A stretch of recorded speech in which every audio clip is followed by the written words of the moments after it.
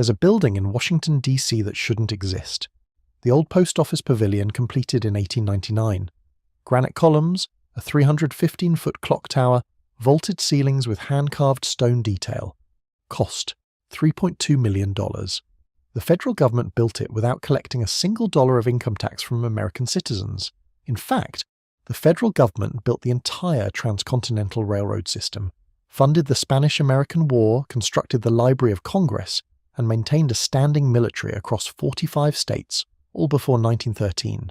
That was the year the 16th Amendment was ratified, giving Congress the power to levy income tax on individuals. Before that, the official story is simple.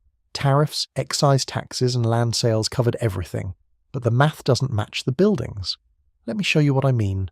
In 1890, total federal revenue was approximately $403 million. The majority came from customs duties, roughly 57%, with internal excise taxes on alcohol and tobacco contributing another 30%.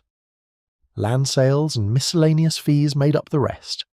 That same decade, the federal government funded the completion of multiple transcontinental rail lines, began construction on the Panama Canal infrastructure, built 27 new federal courthouses, and expanded the Navy from 42 ships to 95. The USS Indiana, launched in 1893, cost $3 million. The pension building in Washington, completed in 1887, cost $886,000. The Montana State Capitol, finished in 1902, required $485,000 in federal appropriations. The 1893 World's Columbian Exposition in Chicago received $2.5 million in federal funding on top of private investment. Added up across one decade and the numbers stop cooperating with the textbook explanation. Consider the scope. Between 1865 and 1913, the federal government constructed infrastructure that rivaled anything built in Europe. State capitals with domes larger than the US Capitol, courthouses with marble imported from Italy, post offices in towns of 3,000 people that featured granite facades and bronze fixtures, custom houses in port cities designed like Roman temples. This wasn't frugality, this was abundance, and the people who kept the books remembered.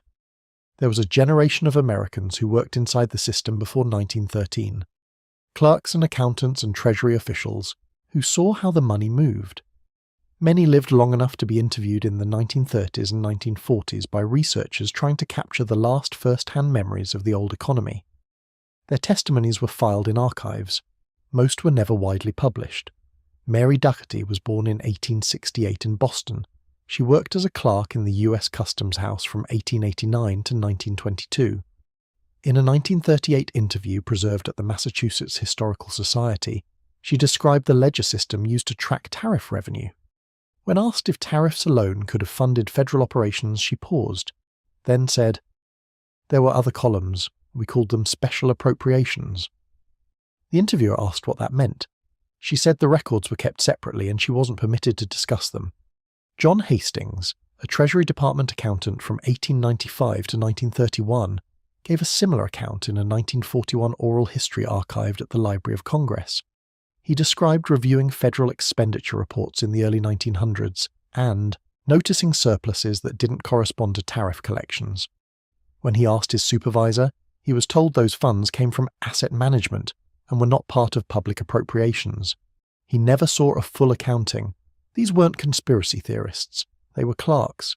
They filed receipts, tracked expenditures, and balanced ledgers, and what they described doesn't match the official story we've been taught. The official story says tariffs covered everything.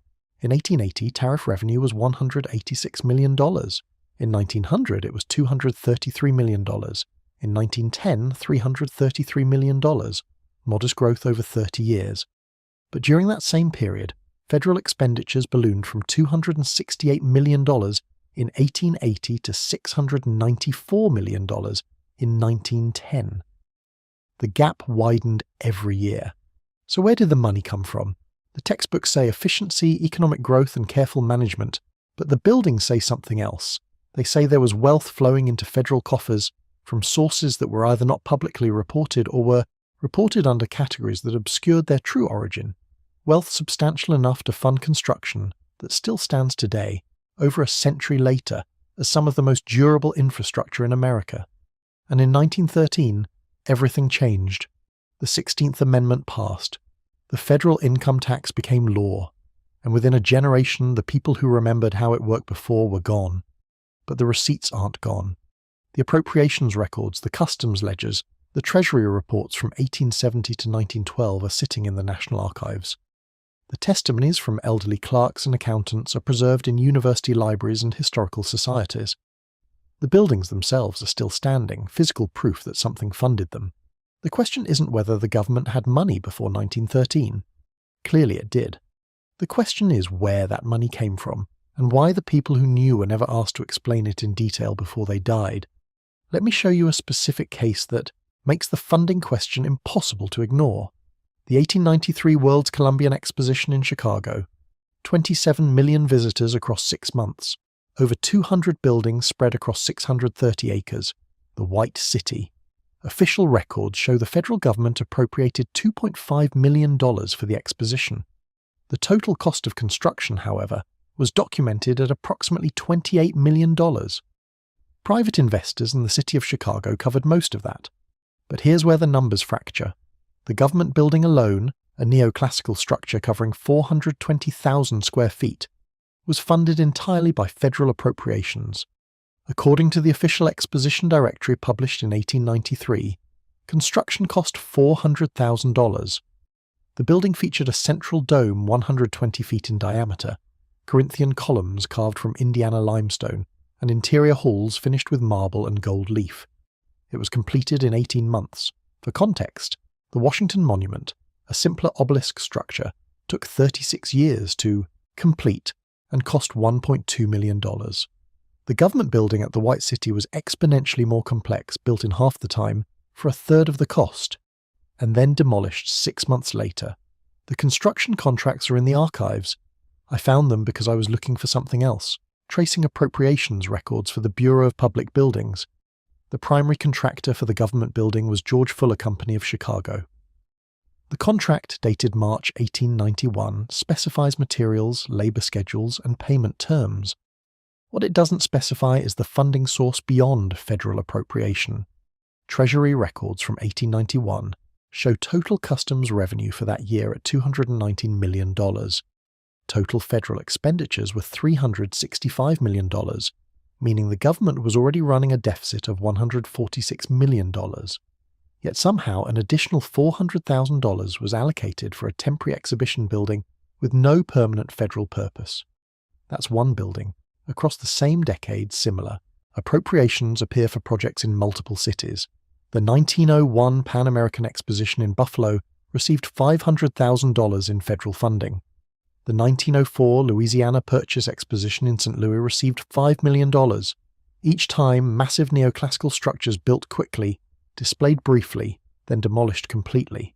And each time, the funding appears in federal ledgers without clear sourcing. But here's the detail that researchers have struggled with since 1910. In that year, a congressional investigation led by Senator Nelson Aldrich examined federal expenditures from 1890 to 1909. The investigation was part of broader debates over monetary policy and the creation of a central banking system. The committee reviewed Treasury records, appropriations bills, and departmental budgets. According to the final report published in 1911, there were discrepancies. The committee identified approximately $340 million in expenditures across the 2-decade period that were categorized as internal, improvements, and special appropriations, but lacked detailed sourcing in customs or excise records. The report noted these funds appeared to come from land management receipts and asset liquidation, but did not provide itemized accounting. The report recommended further investigation. No further investigation occurred. The 16th Amendment was ratified 2 years later. There were people who noticed. Albert Gallatin, a Treasury official from 1897 to 1920, gave testimony to the Aldrich Commission in 1910. His testimony, archived at the National Archives, describes a secondary ledger system used by the Treasury Department to track what he called non-tariff revenue. When asked to specify the sources, he stated they included mineral rights on federal land, harbour fees, and lease payments from railroad companies operating on public land grants. Gallatin calculated these sources generated approximately $15 to $20 million annually between 1890 and 1910. Substantial, but nowhere near the $340 million gap the Aldrich Commission identified. When pressed, Gallatin testified that certain revenue streams were classified under administrative discretion and not included in public reports. The Commission asked him to provide documentation. He stated the records were maintained separately by the Office of the Secretary of the Interior and were not part of standard Treasury ledgers. The Commission requested those records. According to the hearing transcripts, the request was referred to the Interior Department. No records were ever produced. Then there's the matter of the gold reserves. In 1890, the US Treasury held approximately $190 million in gold reserves to back the currency. By 1900, despite funding the Spanish-American War and massive infrastructure projects, reserves had grown to $600 million. By 1910, reserves stood at $1.5 billion. The official explanation is economic growth and increased international trade driving gold, inflows through tariff payments. But revenue during that period grew by roughly $100 million, not $1.3 billion. The gold had to come from somewhere. There were elderly miners and land office clerks who remembered. Samuel Birch, a Colorado land office administrator from 1883 to 1919, was interviewed in 1942 by a WPA researcher. The interview is preserved at the Denver Public Library. Birch described a system where mining companies paid royalties directly to the federal government for extraction on public lands. He estimated the payments totaled millions annually, but said the accounting was handled through different channels, not the regular books. When the interviewer asked what happened to those payments, Birch said, "They went to Washington. We sent the reports quarterly. I don't know what they did with them after that. Those reports should be in the archives. I've looked. They're not there." Which brings us to 1913, and the question nobody asked loudly enough. If the system was working, if tariffs and excise taxes and land sales were covering everything, why did the federal government suddenly need to tax individual incomes? The official justification was progressive reform. The idea was simple. Wealth inequality had grown too extreme, and a graduated income tax would distribute the burden more fairly. The 16th Amendment passed the Senate 77-0 and was ratified by 42 states by February 1913. President Taft signed it into law. By October, the Revenue Act of 1913 established a 1% tax on incomes above $3,000, rising to 7% on incomes above $500,000. The rhetoric was about fairness, but the timing suggests replacement, not addition.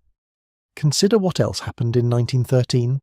The Federal Reserve Act was signed into law in December, creating a central banking system and fundamentally reshaping how the government managed money. Two massive financial restructurings in a single year. One gave the government the power to tax individuals directly. The other gave a private consortium of banks control over the money supply and credit. Together they replaced a system that had operated for over a century with something entirely new. Opposition to the income tax came primarily from rural states and agricultural interests. Senator William Borer of Idaho argued in congressional debates that income tax would shift financial power from states to the federal government and create a permanent administrative apparatus for monitoring citizens. He warned it would make the government dependent on a revenue source that required perpetual expansion. He was right, but he lost. The amendment passed, and within a decade, the old system's paper trail began to disappear. In 1921, a fire in the Treasury Department Annex destroyed records related to internal revenue collections from 1890 to 1910. The official cause was listed as electrical malfunction.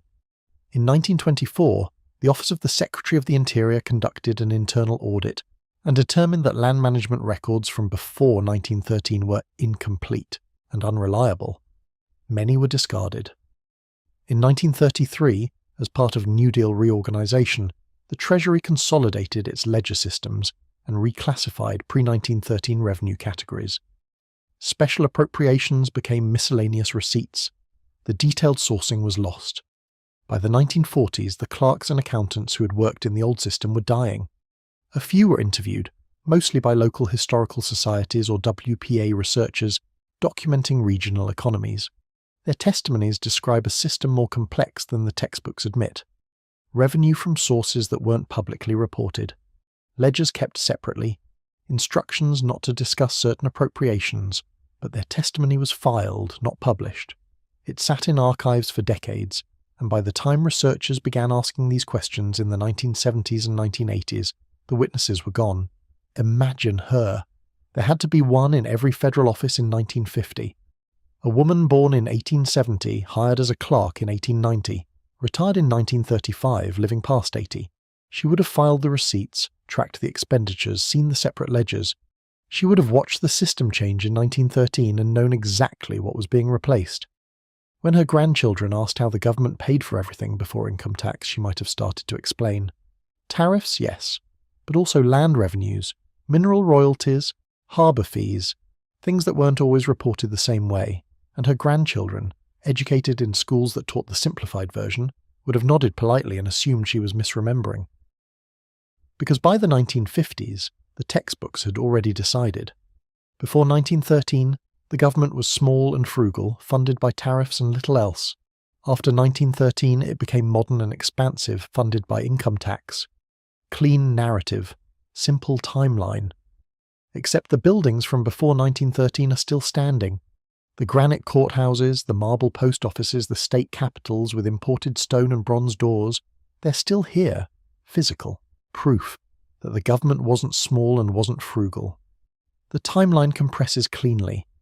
The 1870s through 1890s, infrastructure built at a scale and speed that official revenue doesn't fully explain. The 1890 census captures everyone alive during the transition, then the only copy is destroyed. The 1910 Aldrich Commission identifies a $340 million gap, requests documentation, receives none. The 1910s and 1930s, records are destroyed or reclassified. The 1940s and 1950s, the last witnesses die. By the 1970s, the paper trail is incomplete and the living memory is gone. But the Treasury annual reports from 1870 to 1912 are still accessible at the National Archives. The Aldrich Commission hearings are published and searchable. The testimonies from elderly clerks are preserved in historical society collections across the country. The appropriations records for federal buildings are filed in the Library of Congress. We know what they built. We know what the official budget was.